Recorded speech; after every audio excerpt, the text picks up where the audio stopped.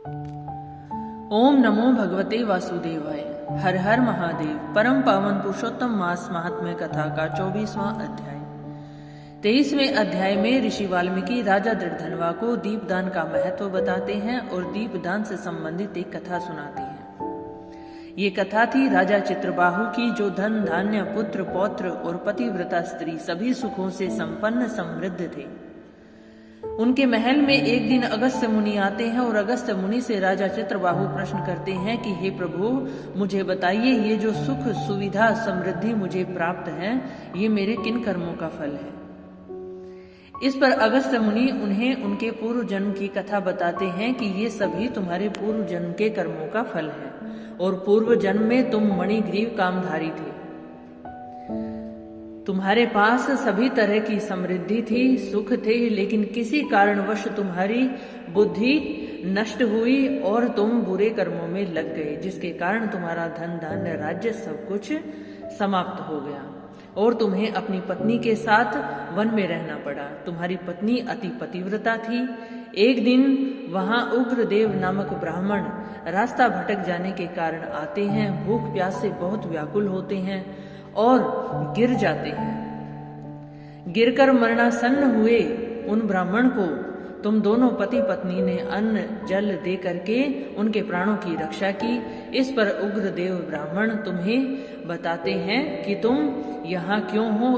तुम पूछते हो कि मेरी गरीबी का कारण क्या है और वो तुम्हें सारा वृतांत बताते हैं। ये सारी चर्चाएं अध्याय 23 में थी और आज आगे की कथा की मणिग्रीव ब्राह्मण से क्या वार्तालाप करता है और उन्हें क्या बताता है, उसकी चर्चा आज के अध्याय 24 में। मणिग्रीव उग्रदेव ब्राह्मण से कहता है कि हे द्विज, विद्वानों से पूर्ण और बहुत ही सुंदर चमत्कारपुर में मैं भी अपनी धर्म पत्नी के साथ रहता था। जब ब्राह्मण उनसे पूछता है कि तुम दोनों पति पत्नी इस निर्जन वन में क्यों रहते हो, तो मणिग्रीव बताता है कि मैं भी किसी समय एक सुंदर राज्य का राजा था और अपनी पत्नी के साथ रहता था।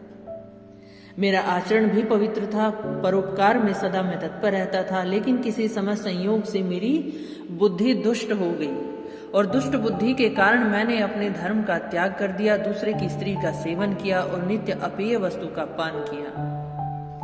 चोरी आदि हिंसाओं में मैं लग गया और इसीलिए मेरे बंधुओं ने भी मेरा त्याग कर दिया और उस समय महाबलवान राजा ने मेरा घर परिवार सब लूट लिया। बाद में बचा हुआ जो धन था उसे बंधुओं ने ले लिया। इस प्रकार सभी से तिरस्कृत होने के कारण मैं वन में निवास करता हूँ। मुझे वहां से सबने निकाल दिया, तो इस कारण मैं इस वन में निवास करता हूँ। स्त्री के साथ इस घोर वन में निवास करते हुए मैं दुरात्मा इन नित्य जीवों का वध करके ही जीवन का निर्वाह करता हूँ, क्योंकि मेरे पास दूसरा कोई साधन नहीं। हे ब्राह्मण, इस समय आप मुझ पातकी पर अनुग्रह करें, आप कृपा करें और प्राचीन पुण्य के समूह से ही आप इस घोर वन में आए हैं। पूर्व जन्म में या पूर्व समय में मैंने कुछ बहुत अच्छे कर्म और पुण्य किए हैं, जो आप इस घोर वन में आए ताकि मैं आपके दर्शन कर सकूं और अपने आने वाले जीवन को सुधारने का उपदेश ले सकूं।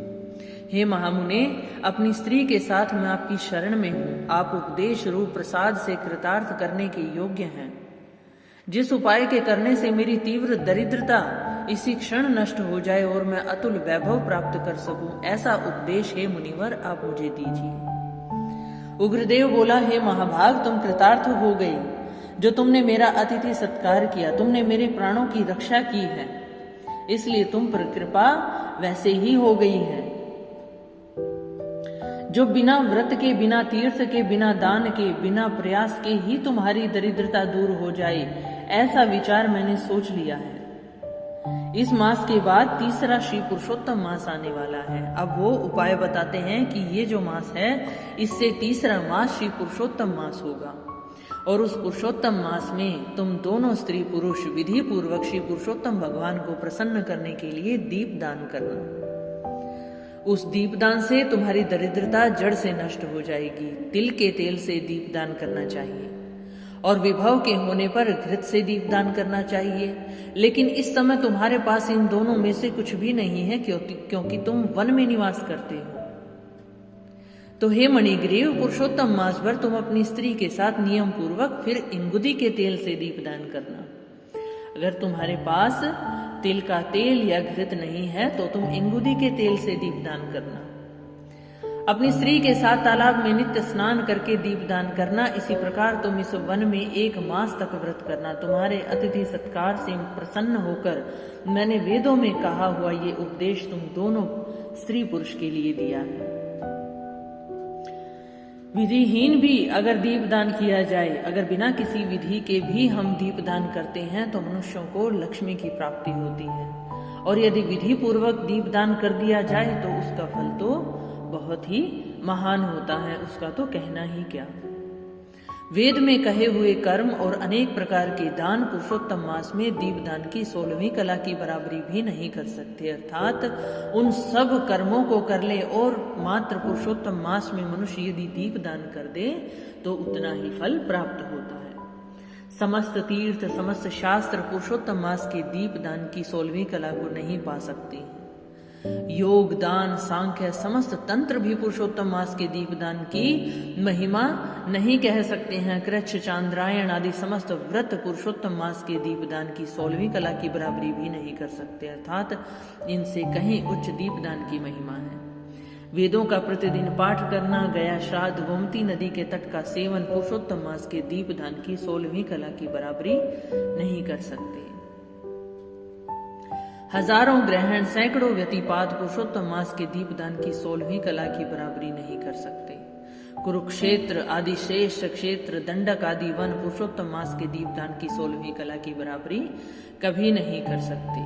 अर्थात ये जो सभी कर्मकांड हैं, ग्रहण के समय जो दान दिया जाता है, वेदों का पाठ किया जाता है, गया में श्राद्ध किया जाता है, गोमती नदी के तट पर अगर सेवन किया जाए, समस्त उपायों की, समस्त कर्मों की जो महिमा है वो पुरुषोत्तम मास के दीपदान की महिमा की 16वीं कला के बराबर भी नहीं है। अर्थात इन सब से पुरुषोत्तम मास में दीपदान की महिमा कहीं अधिक है। हे वत्स, यह अत्यंत गुप्त व्रत हर किसी से नहीं होता, हर किसी के भाग्य में इस व्रत को करना नहीं लिखा होता। ये धन, धान्य, पशु, पुत्र, पौत्र और यश को बढ़ाने वाला है। इसे केवल पुण्य कर्म करने वाले मनुष्यों को ही करने का सौभाग्य प्राप्त होता है। वंध्या स्त्री के बांझपन को नाश करने वाला है और ये स्त्रियों को सौभाग्य देने वाला है। राज्य से गिरे हुए राजा को राज्य देने वाला है। प्राणियों को इच्छा अनुसार फल देने वाला है। जो मनुष्य इस पुरुषोत्तम मास को, व्रत को करता है वो मनुष्य धन्य है। यदि कन्या व्रत करती है तो गुणी और चिरंजीवी पति को प्राप्त करती है। स्त्री की इच्छा रखने वाला व्यक्ति व्रत करता है तो सुशीला और पतिव्रता स्त्री को प्राप्त करता है। विद्यार्थी व्रत करें तो विद्या की प्राप्ति होती है, और सिद्धि को चाहने की इच्छा कर, सिद्धि प्राप्त करने की इच्छा कर व्यक्ति व्रत करता है तो वह हर तरह की सिद्धि को प्राप्त कर लेता है। यदि व्यक्ति खजाना चाहे तो खजाना प्राप्त होता है, मोक्ष चाहे तो मोक्ष प्राप्त हो जाता है।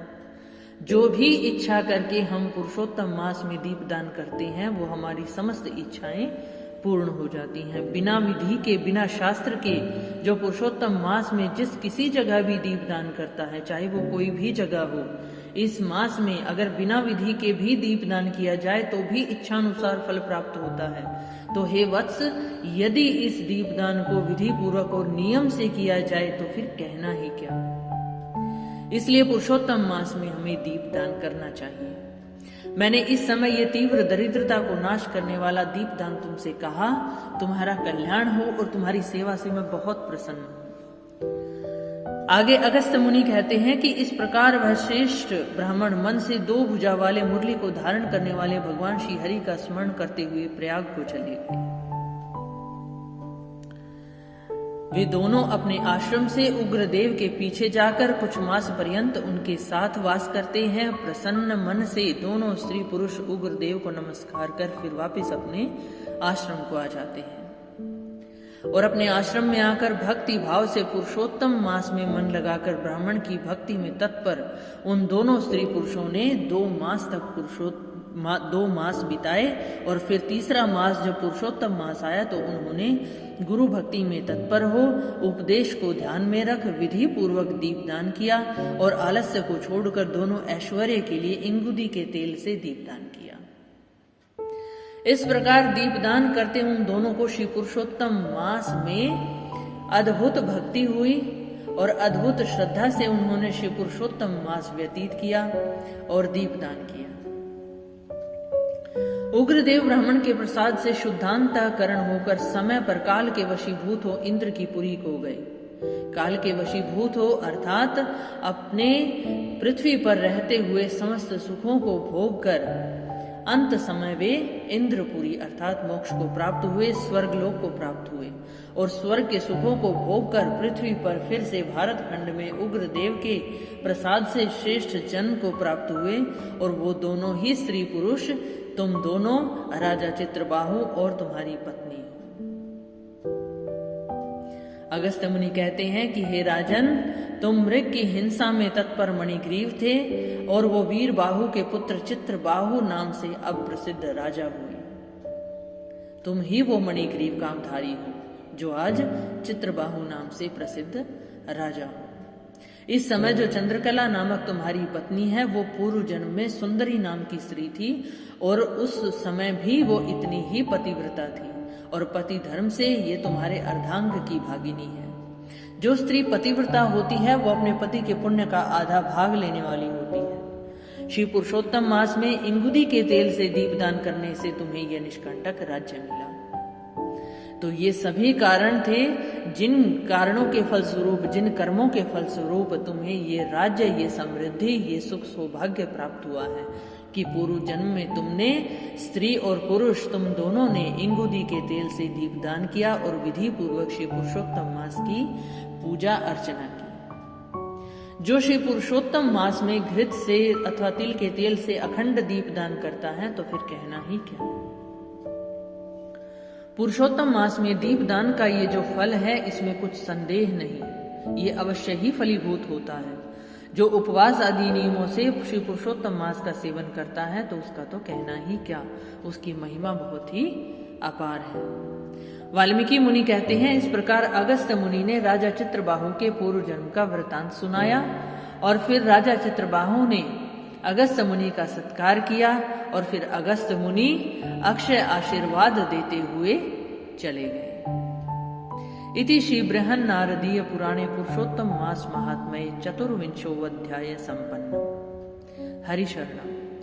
आज की कथा में हम सबने दीपदान की महिमा को जाना कि श्री पुरुषोत्तम मास में दीपदान करने से अखंड सुख सौभाग्य समृद्धि की प्राप्ति होती है।